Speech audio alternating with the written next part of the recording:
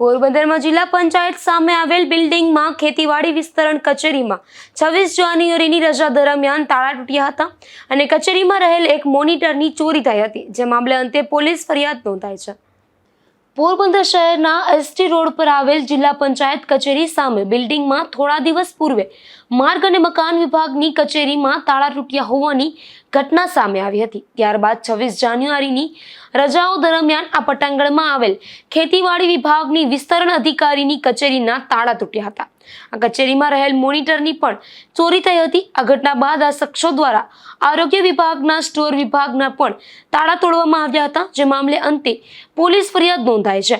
ખેતીવાડી વિસ્તરણ કચેરીના અધિકારીએ જાતે ફરિયાદી બની ગુનો નોંધાવતા પોલીસે વધુ તપાસ હાથ ધરી છે।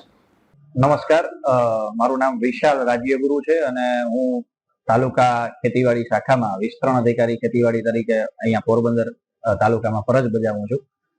ગત તારીખ 24, 25 અને 26 જાન્યુઆરી છે જાહેર રજા હતી, એટલે તારીખ 26 જાન્યુઆરીના રોજ અમારી જે તાલુકા કચેરી છે ખેતીવાડીની, જે જિલ્લા પંચાયત બિલ્ડિંગની સામે જૂના જિલ્લા પંચાયત બિલ્ડિંગ ખાતે આવેલી છે, ત્યાં તાળા તૂટેલી હાલતની અમને ખ્યાલ પડતા અમે ત્યાં ઘટના સ્થળે ગયા અને જોયું તો તૂટેલું હતું તાળું, અને બીજું તો કઈ નહીં, પરંતુ બધા ખાનાઓને ખુલ્લી હાલતમાં હતા અને એક મારું જે ડેલ કંપનીનું જે મોનિટર છે એની ખરેખર ચોરી થઈ હોય એવું અમને જાણવા મળ્યું। એટલે આજ રોજ અમે પોલીસ સ્ટેશન ખાતે ફરિયાદ જે તે સમયે પણ આપેલી હતી ને આજ રોજ પોલીસ સ્ટેશન ખાતે ફરિયાદ નોંધાવવા માટે આવે।